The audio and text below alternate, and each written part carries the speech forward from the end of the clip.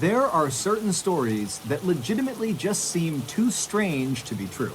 And today's story is definitely one of those. But if you get to the end of this video, you will see that a major American educational institution fact-checked this story really aggressively, and it held up. It really happened. So go into today's very wild story with an open mind. But before we get into that story, if you're a fan of the strange, dark, and mysterious delivered in story format, then you've come to the right place because that's all we do, and we upload once a week. So if that's of interest to you, please offer to read the like button a bedtime story, but badly mispronounce every fourth word. Also, please subscribe to our channel and turn on all notifications so you don't miss any of our weekly uploads. Okay, let's get into today's story.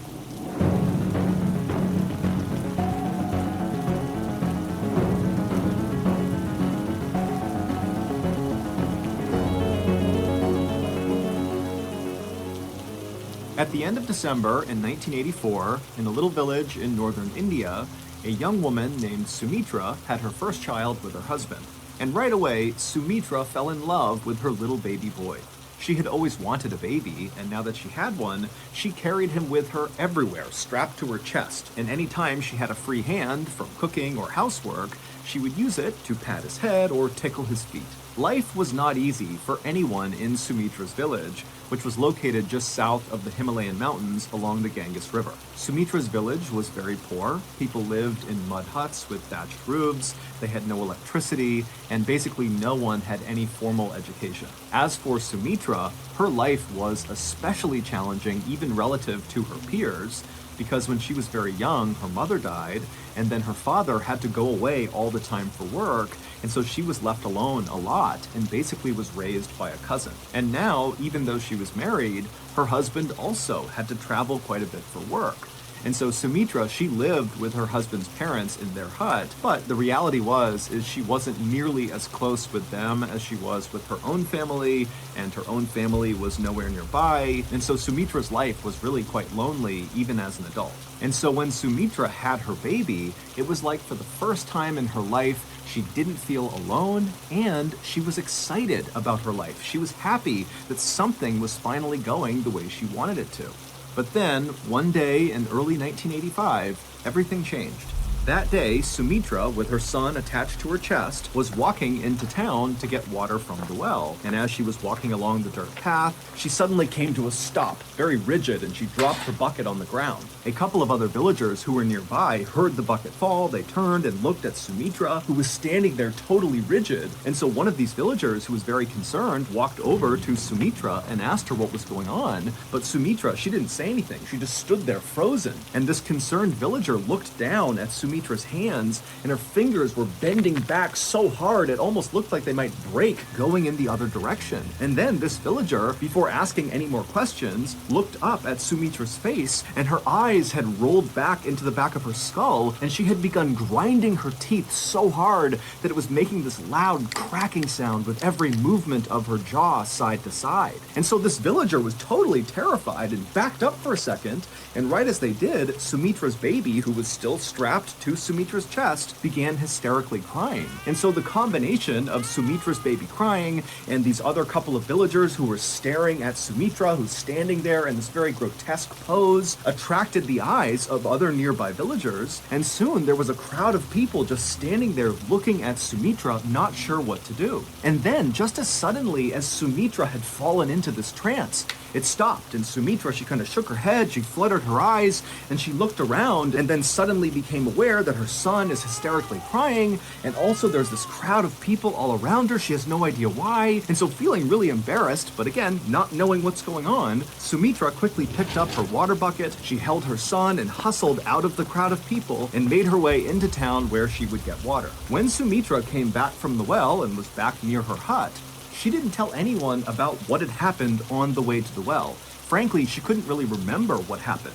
And so Sumitra told herself that whatever happened on the trail to the well, that trance she fell into, it had to be a one-time thing, likely brought on by stress and sleeplessness from having a new baby. But a few weeks later, it happened again, and this time the trance lasted quite a bit longer. Sumitra's father-in-law had walked into their kitchen and found Sumitra standing there totally rigid with her hands kind of bending backwards and her eyes rolled back in her skull, and he would tell her later on that he had shaken her and tried to wake her up, but he couldn't for almost 10 minutes, and then when she had snapped out of it, she had no memory and had no idea what happened. By May of 1985, so roughly 5 months after her first trance, Sumitra was falling into these bizarre spells nearly every day, and they were lasting hours at a time. And even more bizarre, lately, during Sumitra's trances, she would begin to speak, and the things she said were totally strange. Typically, she would bark out cries for help. She would say her head was being crushed and someone needed to help her. And then suddenly her voice would drop down to a whisper, and she would say, "All I can see is darkness." Sumitra's family would contact the local medicine man who would come out and examine Sumitra, but he couldn't figure out what was wrong with her. Besides her trances, there seemed to be absolutely nothing wrong with her. She was the picture of good health. And then on July 16th, 1985, so roughly 6 months into these trances, Sumitra would fall into another trance while she was cooking, and during this trance, she would speak. Except when she spoke, she was very calm, and she just said, "In 3 days, I'm going to die." By this point, Sumitra was terrified of whatever was happening to her, and she was totally exhausted, and so was her family. Sumitra had stopped caring for her son, who was now about 8 months old, because she was afraid that at any moment she could fall into a trance and accidentally hurt him. And so her mother-in-law had basically become the boy's mother, and also Sumitra's husband, who was the primary breadwinner for the family, was forced to stop traveling for work and just stay home and help out with Sumitra and his son.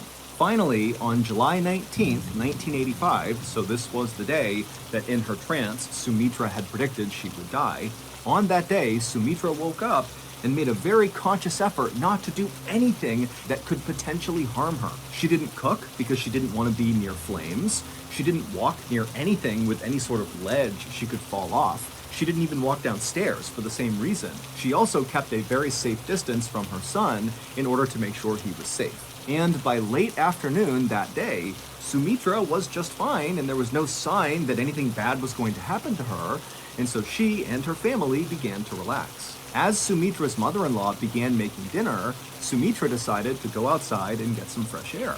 And when she got out there, she saw one of her close friends across the road, and so she waved to her, and as her friend cheerfully began walking closer to Sumitra to say hello, Sumitra suddenly froze, her eyes went back in her skull, her hands became rigid, and she fell into one of her trances. And so this friend, like everyone else in the village, had become quite accustomed to seeing Sumitra in these trances, and so really the friend was not that concerned when she saw Sumitra doing this, but then Sumitra began doing something in her trance that this friend had never seen before. Sumitra, who normally had her hands by her side during these trances, she began raising her hands up till they reached her forehead, and then wildly Sumitra began clawing at something right above her head, and as she did, her breathing became very loud and labored, and so this friend, feeling suddenly so concerned for Sumitra, rushed over, but when she got right next to Sumitra, there was nothing she could do. Sumitra was just clawing at the sky, breathing really heavily, and then suddenly Sumitra stopped, and she put her hands down by her side,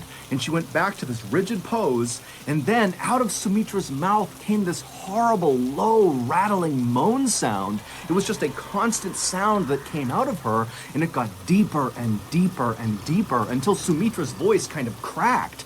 And then suddenly Sumitra went totally still. And when this happened, Sumitra's friend, who was right next to her, realized Sumitra, even though she was standing upright, she was not breathing at all. It was like she was a statue. And so this friend began screaming for help. And so Sumitra's in-laws and her husband and other villagers who heard this cry, they came running outside and they quickly circled around Sumitra. And then a few minutes later, the medicine man arrived. He broke through the circle, went right up to Sumitra, and began checking her out. He checked her pulse, he checked her heartbeat, he kind of looked inside of her mouth, he looked in her eyes, and then after a minute, he stepped back and he just said, she's dead. Sumitra's husband fell to his knees, and Sumitra's mother-in-law, who was carrying Sumitra's son, began crying. All the while, Sumitra's body still remained totally upright and rigid in the middle of all these people, with her hands tight by her side and her eyes rolled back, and her face frozen in what looked like a silent scream.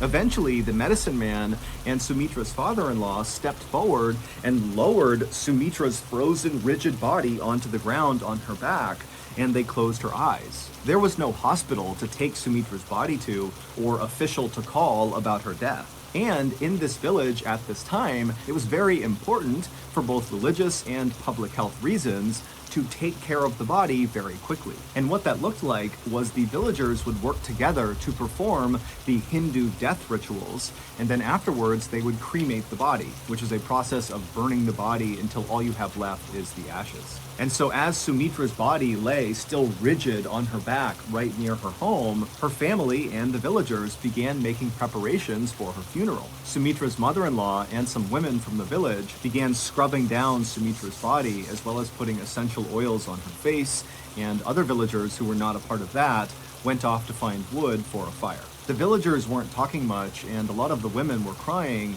but it wasn't just grief they were feeling, it was also fear.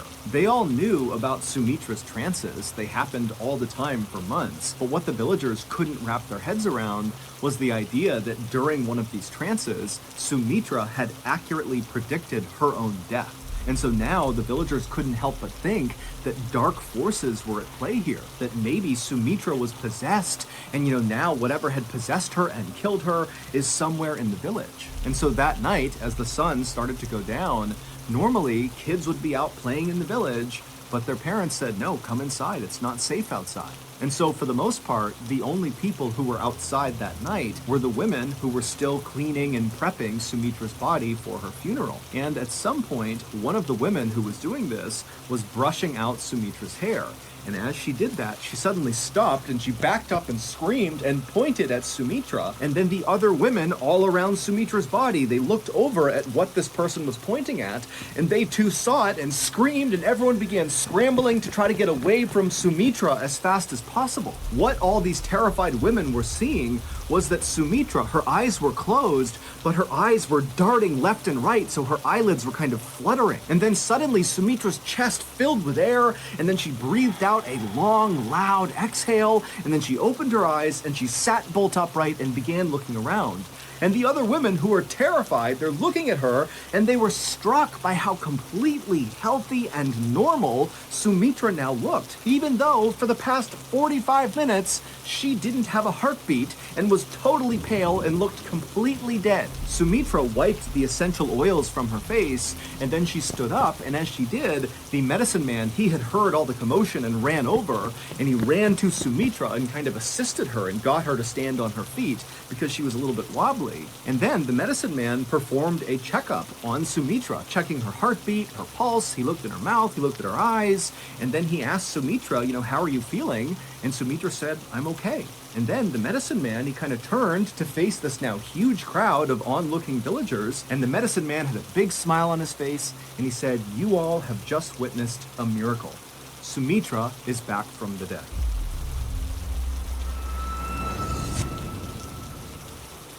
If you've made it this far into today's story, then I think it's safe to assume that you like my style of storytelling, which boils down to true, strange, dark, and mysterious stories with a big plot twist or reveal at the end. If I'm right, and this is your kind of content, then I have a surprise for you. In addition to the hundreds of strange, dark, and mysterious stories here on our main YouTube channel, Mr. Ballin, we also have a podcast called the Mr. Ballin Podcast that puts out brand new podcast exclusive stories every Monday morning. And on Thursday mornings, we put out the remastered audio of our best YouTube videos. Go listen to all 100 plus episodes of the Mr. Ballin Podcast, available exclusively on Amazon Music with your Prime membership. If you're not a Prime member, you can still listen to the Mr. Ballin Podcast by subscribing to Amazon Music Unlimited in the Amazon Music app. Download the app today.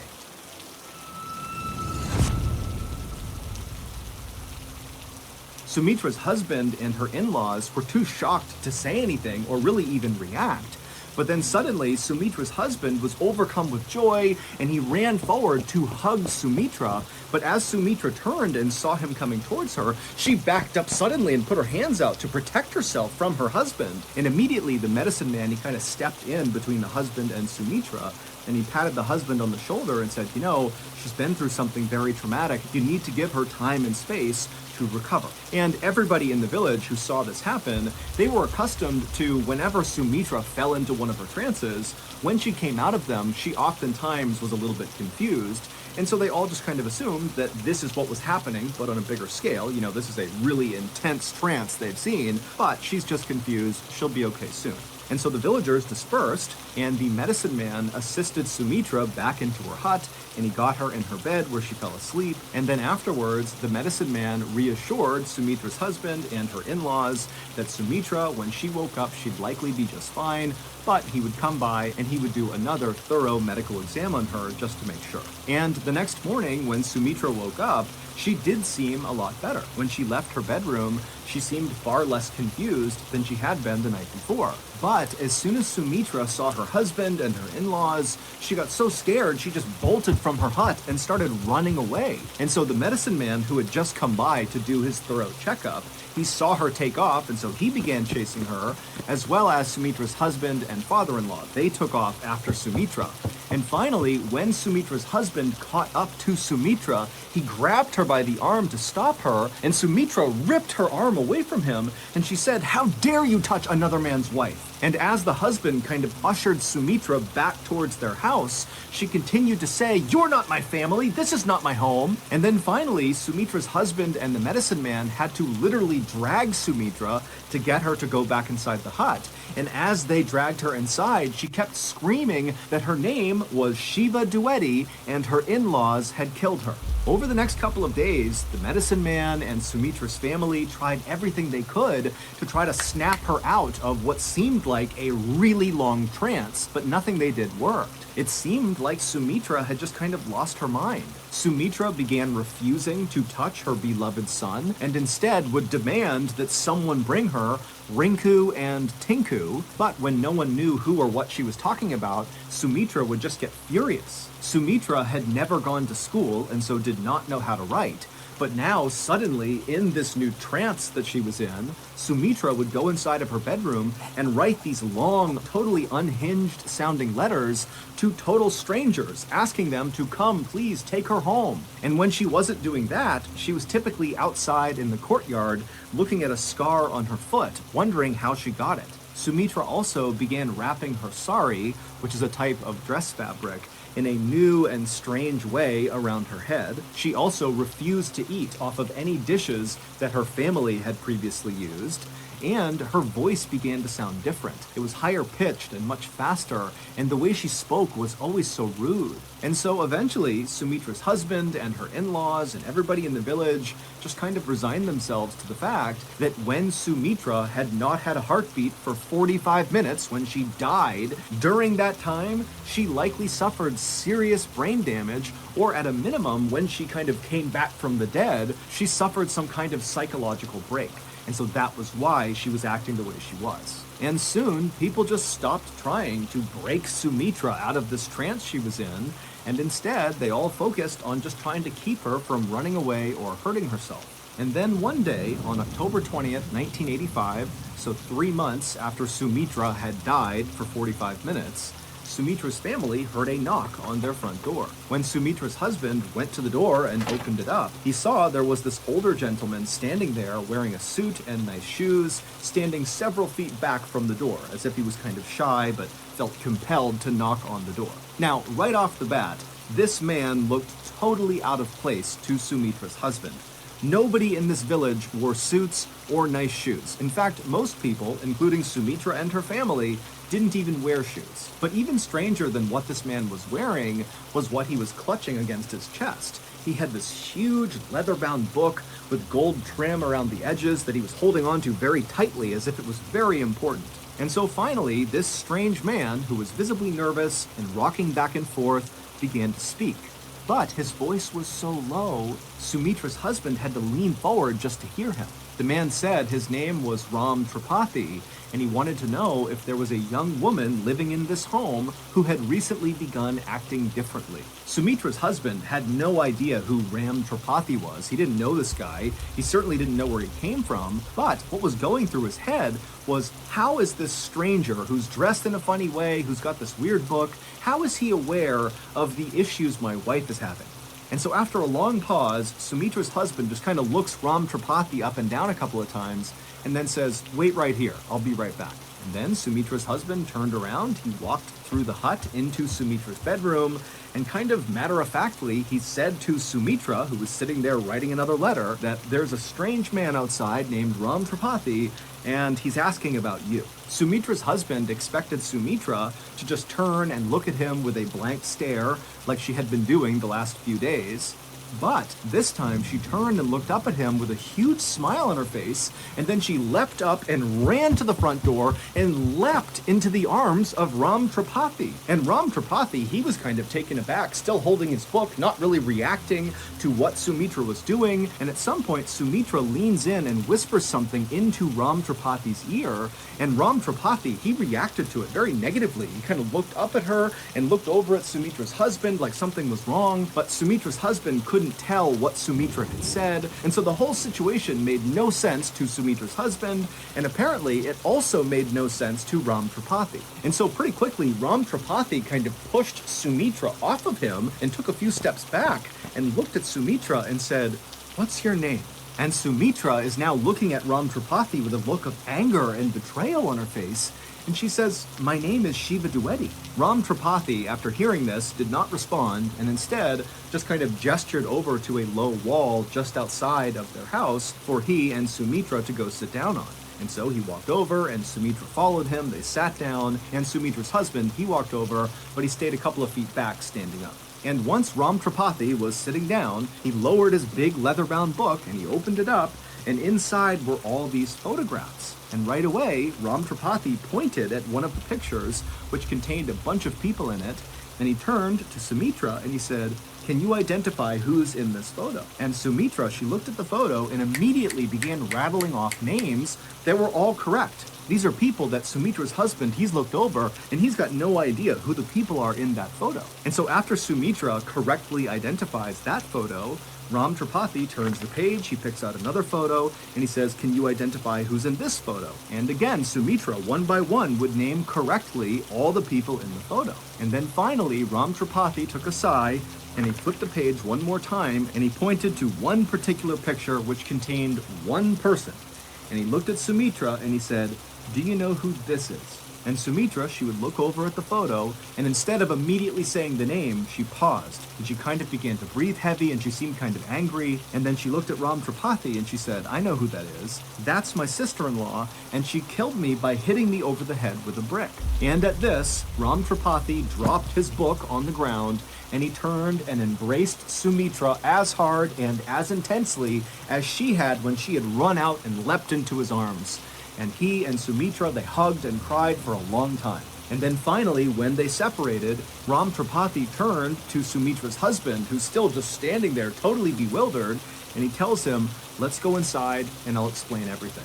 Once Ram Tripathi was inside with Sumitra and her family, he told them an unbelievable story about a woman named Shiva Dwivedi. Shiva Dwivedi was, of course, the name that Sumitra for months had been saying was her own. But over those few months, her family had just assumed that that name meant nothing and that what she was saying was nonsense because of her brain injury. But Ram Tripathi would tell them that Shiva Dwivedi was the name of a young woman who lived in a city none of them had ever heard before, located about 60 miles away from their village.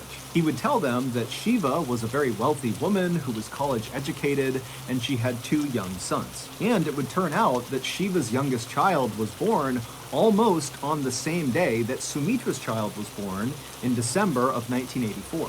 But unlike Sumitra, who after the birth of her child felt like her life got so much better, she loved her family, she was excited about the future, for Shiva, it was the opposite. When her first child arrived, it was like her life got worse and worse and worse. Shiva's in-laws had grown to hate her. They didn't like that she was so well educated, and they hated the family she came from. And so by early 1985, when by this point, Sumitra was regularly falling into those trances with her eyes rolling back and her teeth gnashing. The tension and fighting in Shiva's home, 60 miles away, was reaching an almost unbearable level. Shiva began writing these long letters that she would send to her family far away, where she would detail waking up almost every night with nightmares screaming. And in May of 1985, which is when Sumitra began speaking during her trances, Shiva got into the biggest fight she had ever gotten into with her in-laws about attending a family wedding. And on the night of May 18th, 1985, Shiva's neighbors in her city saw Shiva's in-laws literally carrying Shiva's body, which appeared to be unconscious, as they walked along the railroad tracks. When these neighbors ran up and asked if everything was okay with Shiva, Shiva's in-laws just said, oh, she's sick and we're taking her to the hospital. Now, it was nighttime, there were no lights around, and so it was really dark, and these neighbors couldn't get a good look at Shiva to see, what was going on with her. And so even though they thought this was very strange, they decided not to say anything. The next morning, Shiva's dead body was found lying on the train tracks right near the train station. And so someone raised the alarm, and before long, Shiva's uncle and sister ran to the train station, and when they got there and saw Shiva on the tracks, they also saw Shiva's in-laws were already there. And when they spoke to Shiva's in-laws, they told the uncle and the sister that it looks like Shiva must have jumped in front of a train to commit suicide. But the uncle and sister are looking down at Shiva's body, and there appeared to be really no markings, bruises, cuts of any kind on her body that you would expect from getting hit by a train, except Shiva did have a very big mark on her head.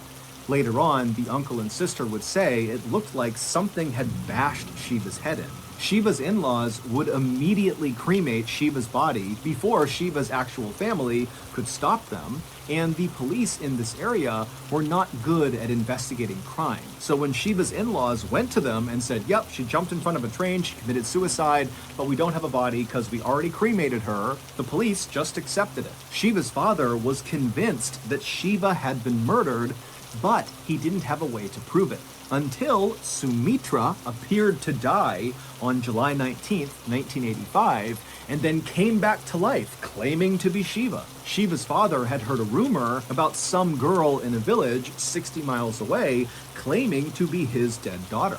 Now, at first, Shiva's father did not believe this, but eventually he decided he would go to the village and test this girl to see if maybe it was true. And so, on October 20th, 1985, Shiva's father put on his best suit and his nicest shoes, he brought his leather-bound photo book, and he headed to Sumitra's village and knocked on her hut. Ram Tripathi was Shiva's dad. When Sumitra at first ran outside and leapt onto Ram Tripathi and hugged him, and then whispered something into his ear that Sumitra's husband saw happening but couldn't hear what she said, and then Ram Tripathi, when he heard what she whispered, he kind of recoiled and acted angry for a second.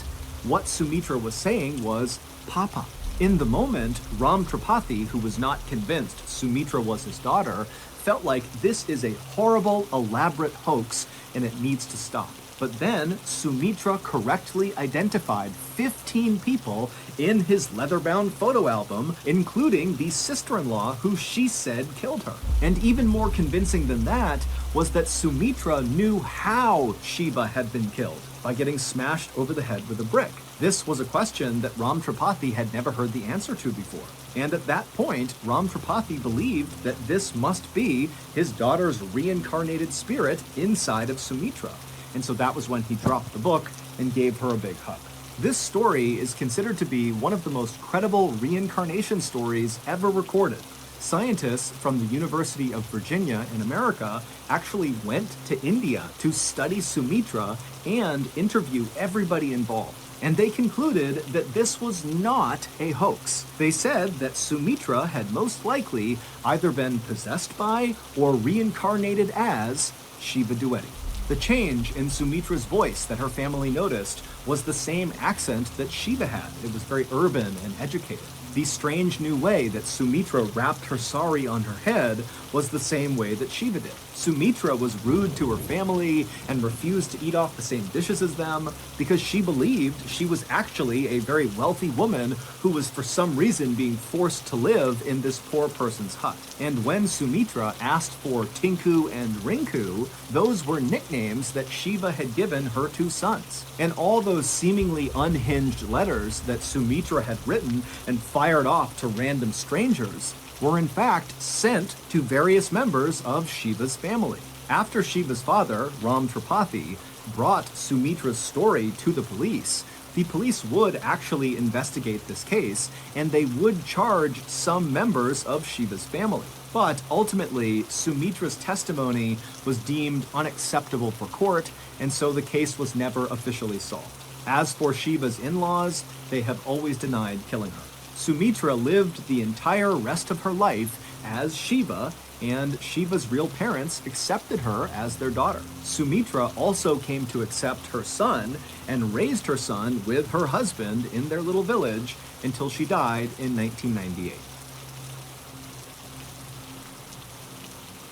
So that's going to do it. If you got something out of today's episode and you haven't done this already, please offer to read the like button a bedtime story, but badly mispronounce every fourth word. Also, please subscribe to our channel and turn on all notifications so you don't miss any of our weekly uploads. We have a podcast called the Mr. Ballin Podcast that puts out brand new exclusive stories on Monday mornings, and on Thursday mornings we upload remastered audio of our best YouTube videos. Again, it's called the Mr. Ballin Podcast, and it's available exclusively on Amazon Music. Consider donating to our charity. It's called the Mr. Ballin Foundation, and it provides support to victims of violent crime as well as their families. Monthly donors to the Mr. Ballin Foundation Honor Them Society will receive free gifts and exclusive invites to special live events. Go to mrballin.foundation and click on Get Involved to join the Honor Them Society today. We have 2 additional YouTube channels, Mr. Ballin Shorts and Mr. Ballin en Espanol. We post near daily content on TikTok, Snapchat, and Facebook. The page names are all just Mr. Ballin. If you want to get in touch with me, please follow me on any major social media platform and then send me a direct message. My username is just @Mr. Ballin, and I really do read the majority of my DMs. Check out our merch at shopmrballin.com, and if you have a story suggestion, please submit it to our subreddit just called Mr. Ballin. It's linked in the description below. So, whether I see you on Twitter, Instagram, TikTok, Reddit, YouTube, Facebook, other YouTube channels, the podcast, wherever, just know that I really appreciate your support, and until next time, that's going to do it. See ya.